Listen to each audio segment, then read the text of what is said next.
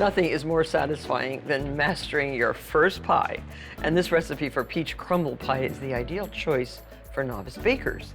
It's actually a cross between a crumble and a pie. Juicy peaches bubble under a delicious golden crumble topping, while the beautiful golden crust underneath is perfectly made. I want to show you the crust first. This is pâte brisée, 2.5 cups of all-purpose flour. I prefer making my crust in a food processor because it's easy, it takes a few seconds, and it's almost foolproof if you follow the directions. Your ingredients should be icy cold, about 4 teaspoons or 1 tablespoon of sugar, a half a teaspoon of coarse salt. That's the dry ingredients. 2 sticks of butter cut into small pieces, little cubes. Very important to have the butter icy cold. This goes right into your flour. And now pulse. That's it. So that took about 10 seconds. And have ice water on hand. If you want ice water, you do not want ice cubes in your pastry. If you get an ice cube in your dough, then you might get a big wet spot that'll break or crack while you bake your crust. Take that insert out. Now pulse again, and I pour on the outside of the tube. And I'm watching, because I want the crust to come together, but not be too wet. And I think this is probably okay. Let's just see. That looks like the perfect pie crust. There's still little pieces of butter, and this makes 2 crusts. We're going to divide this in half on pieces of plastic wrap and make the perfect pie crust. Now work fast. My golden rule, one of them for pie making, is make it cold, bake it hot. So notice how nicely this is coming together into a flat round. So now flatten this out and chill well. So here's our disc of dough. Use some bench flour. We call this bench flour because you're sprinkling it on the bench, but lightly flour your surface. And start rolling and go in one direction if you can. It really works better. This is the way to transfer it from the table to your dish. Just gently roll it up on your rolling pin like that. And again, a well-made crust will allow you to do this. And then unroll it into your dish. That is great. Oh, it makes me so nervous. And I'm sure you, as first-time pie bakers, any of you out there, you also get nervous about a crust. Now, this is getting hot right now. I'm going to put this in the refrigerator just for a second, well, maybe 3 minutes or so, just to chill a little bit before I crimp the edges. There, just a few minutes in the fridge really helps a lot. So you can see that the crust is uneven all the way around, and I like to just use a pair of kitchen shears to cut my overhang. Work quickly because you don't want it to warm up. Okay, so now these little scraps can just rest here. Turn this little edge under. So you're making kind of a nice rolled edge, which then can be crimped. If your hands are hot, you can dip your hands into iced water. Make sure you dry them before you touch the pastry itself. But that does help chill them quickly. So there. So that's a nice little rolled edge. Flour your fingers a little bit so that you can then do your crimping. So take your 2 fingers and your thumb of your other hand and press and crimp like this. It makes a nice ruffly edge. Pretty, right? I think it looks very nice. So there, that is a very neat and pretty crust that goes right into the freezer while you prepare your fruit. There are hundreds of varieties of peaches in the world, and they vary greatly in color and flavor. This pie, of course, is best made when peaches are in season. Use 3 pounds of peaches for this particular pie, and 2 tablespoons of light brown sugar, and 2 tablespoons of flour sprinkled over the peaches, just to thicken the juice a little bit as it cooks. Peaches really exude a lot of juice when they are in the oven. And stir this up. So now for the crumb topping, very easy. 2/3 of a cup of all-purpose flour, 12 tablespoons of butter cut into those little cubes, and cut the butter into the flour. And we just want the butter to be in sort of large, coarse pieces. To this, add 2/3 of a cup of light brown sugar. Dip it in and pack it down because you want packed. It's 1, 2, and 2/3 of a cup of rolled oats.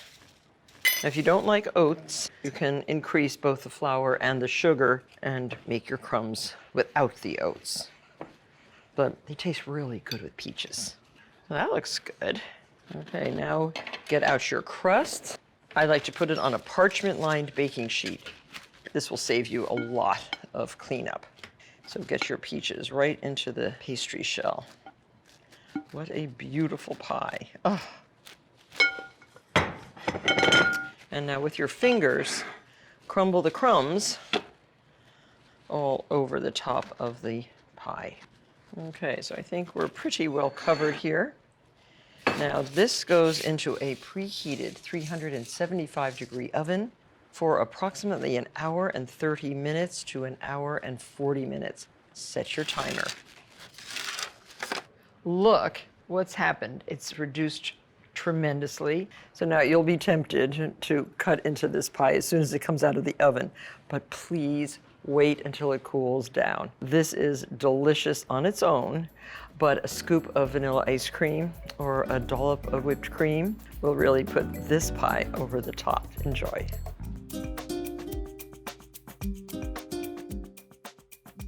Our next pie is one of my very favorites. It's a key lime pie in a graham cracker crust.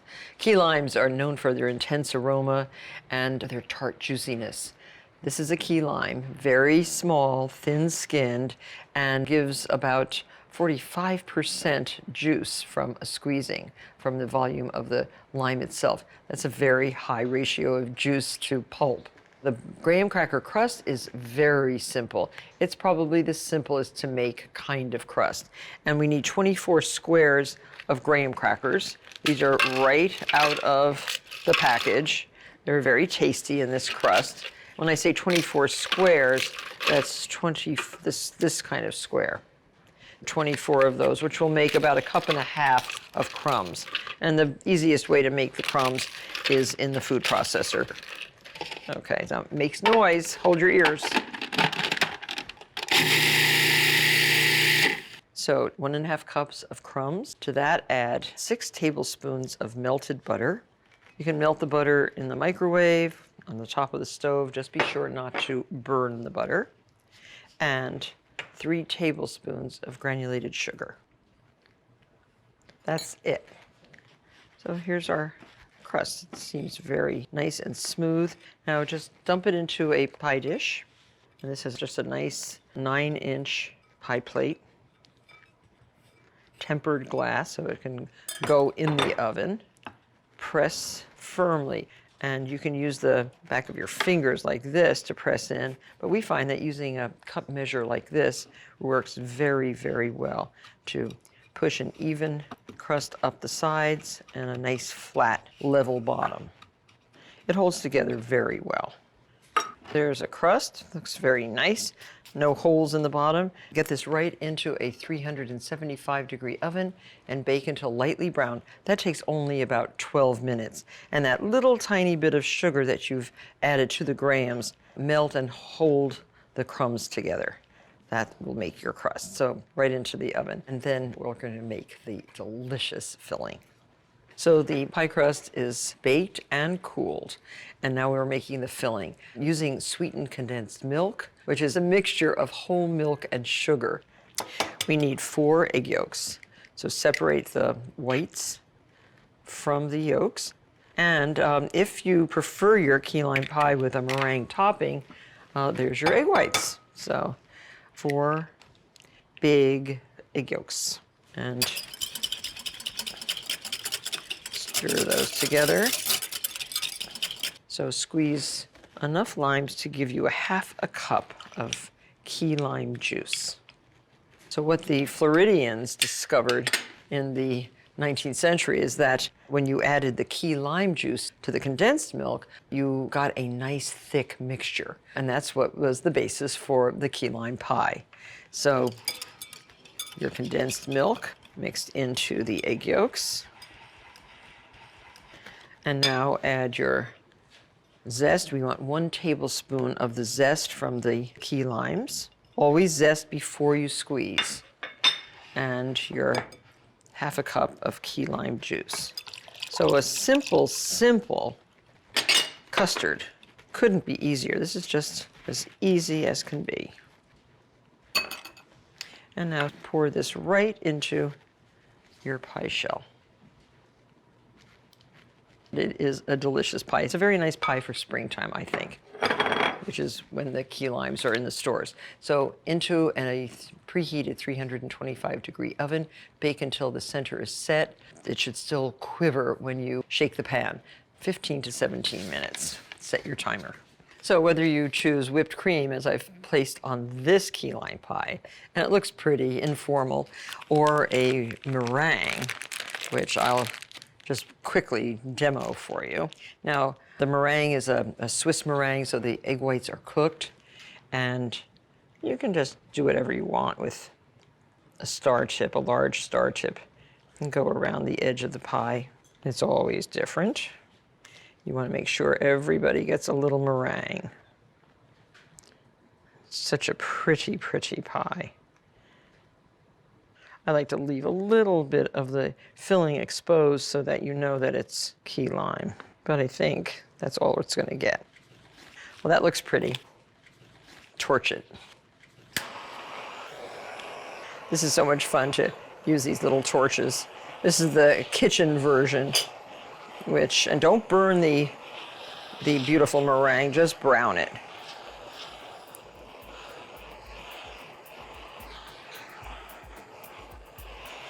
There. So you have your choice, meringue or whipped cream. Whichever you choose, you will love this pie, and it will not disappoint you, your family, or your guests.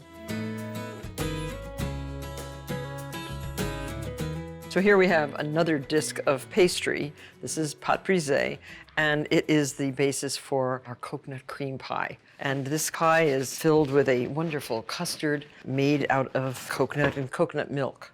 And it's topped with whipped cream, another one of my favorites. I keep saying that, but why would I be teaching you anything but my favorites in this show? I want you to know how to make these pies that I have enjoyed over the years. You should know how to make them also. So roll your pastry. Notice I am rolling in one direction and just lightly letting the rolling pin come back towards me without any pressure. Keep your surface well floured, but not too heavily floured. And just make sure while you're rolling that you're constantly moving your pastry so that it is not sticking to the rolling surface. If it sticks, you're going to have a lot of trouble lifting it up off the surface, and you will not have a good pie crust. Okay, so this looks pretty much the right size. It will overhang the edges, which is what I want. Now to lift off the counter, if you were paying attention in the first lesson for pâte brisée, you have learned this already, but roll on your rolling pin like this. That lifts the whole thing up without tearing, without breaking, and then carefully roll it off the pin into the dish, just like that. It's a foolproof method for getting that pastry into the dish. Now, your edges are a little rough. Trim with your scissors all the way around. You want a nice big edge on this one. Some people use a knife for this, but I find the scissors really works very well. Okay. Now roll this under. But see how I'm letting it hang over the edge a little bit. Important for this particular spoon handle fluted edge. The bottom will be docked a little bit with a fork. Now to do this spoon edge, flour your handle, and you'll use your finger like this and your spoon to make the edge. Pretty. Many, many ways to make a pie crust. Get this right into the refrigerator or the freezer to chill again. So now we're going to blind bake this crust. The crust has been docked with a fork. Docking prevents erupting during baking. You want to keep the crust nice and flat, so by making these little tiny steam holes, the pastry stays flat in the dish. Now we have to line this with a piece of paper. Some people use aluminum foil. I just don't like having the aluminum on my pastry, so I always use a parchment. Very much like lining a cake tin. If you want to make a large round, fold your square of parchment into some triangles, and I just trim it off with my shears. And then crumple this all up like this. It looks kind of silly, doesn't it? But the more you crumple your paper, the more it will lie flat in your crust. This is better to have a used piece of parchment paper. So there. It's more malleable this way. And now just lay this, and now fill with pie weights. Pie weights can be store-bought. You can buy little aluminum pie weights, or you can use an assortment of dried beans. And they have been used to fill many a pie crust. They weight down the crust. They heat up. They're cooking the top of the crust while the oven is cooking the underside of the crust. And they keep everything nice and flat and keep the crust in the dish. Keeps it from shrinking down in the dish. So this should go right into a 375-degree oven. Bake until the edges of the crust are a light golden brown. That takes about 25 minutes. Then we remove the beans or the weights and then bake a little bit more, maybe 10 minutes more, until it's all evenly golden brown. And now for the custard filling. So you'll need 4 egg yolks separated from their whites. Now, it's a thickening of cornstarch, 1/4 cup of cornstarch, and 1/2 cup of sugar. Mix these together in your saucepan because you'll get all the lumps out of the cornstarch. That's the cornstarch. Quite floury. And add 1 1/4 cups of whole milk and 1 1/2 cups coconut milk. Coconut milk differs from coconut cream. There's a much thinner version, and you can make your own if you have a fresh coconut, but you can also buy coconut milk. Into this liquid, add 1/2 teaspoon of salt. Have your egg yolks ready. As soon as it starts to thicken, you will temper your egg yolks and then add them back. It's already getting thick. I'm now going to stir with a wooden spoon. So this custard, like others, can be baked or stirred on the stovetop. A custard like this requires slow cooking and gentle heat in order to prevent separation or curdling, and be very, very careful. It's like making a creme brulee or a cup custard. So everything is nicely dissolved. It's time now to temper the egg yolks. I'm going to take a little bit of the mixture and whisk it into the egg yolks in a thin stream. You don't want to cook the egg yolks. You just want to temper them. Bring them as close to the temperature of this liquid as possible without cooking them. Because the egg yolks, in addition to the cornstarch, act as the thickeners for the custard. Yeah, that's good. Nicely tempered. And now you can just put this whole thing back into the pot and continue cooking over low heat until the mixture thickens and coats the back of a wooden spoon.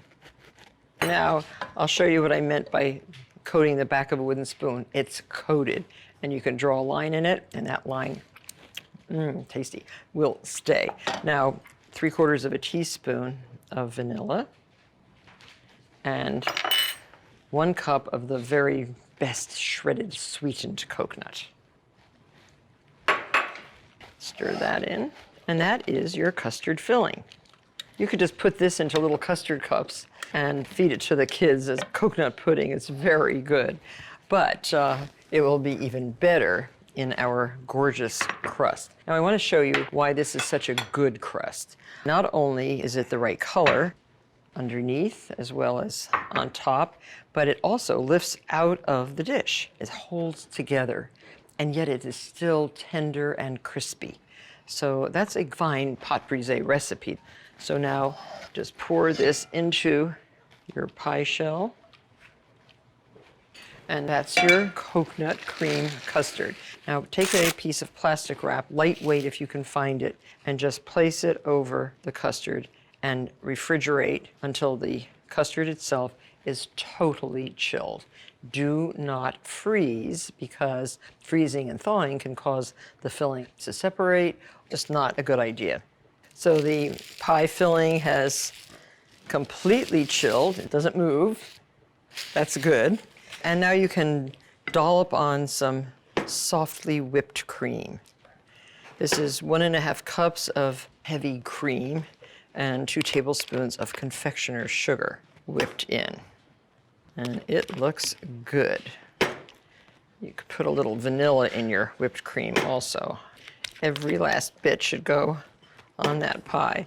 And then you can kind of swirl it a little bit. I like to make sure I cover the entire custard without covering the crust, of course. Now these are old-fashioned deep pies, which are very satisfying to eat and very delicious. And as I said in the beginning of the show, once you master the art of making the pie crust itself, you will feel very good about making pies on a regular basis at home. Tastes very good. Toasted coconut. This is fresh coconut, or you can buy coconut flakes like this and lightly toast them in the oven. If you're going to make your own out of fresh coconuts, take a vegetable peeler and make flakes and just brown those flakes on a cookie sheet in the oven, and they will brown nicely. I think this looks really good. You don't have to use all of them, but I'm going to. And voila! A very, very nice coconut cream pie that you are going to devour. I hope I've been able to teach you how easy it is to make some incredible pies. Please join me on the next episode of Martha Bakes. Pinch dough to crimp, then use a fork to mark the edge. Use a fork to make crosshatch marks. Braid 3 strips of dough and adhere with egg wash. Flatten with the tines of a fork, or pinch to crimp. Cut tabs and alternate by pushing one forward and the other back. Mark twice with a spoon. Or cut out leaf shapes, mark veins with a knife, and adhere with egg wash.